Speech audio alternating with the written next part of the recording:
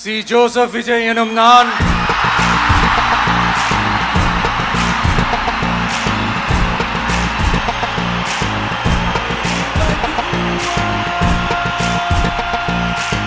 சட்டப்படி அமைக்கப்பெற்ற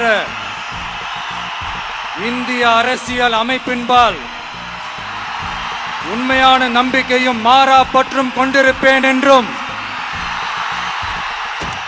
இந்திய நாட்டின் ஒப்பில்லாத முழு முதல் ஆட்சியையும் ஒருமையையும் நிலை நிறுத்துவேன் என்றும் தமிழ்நாட்டு அரசின் முதலமைச்சராக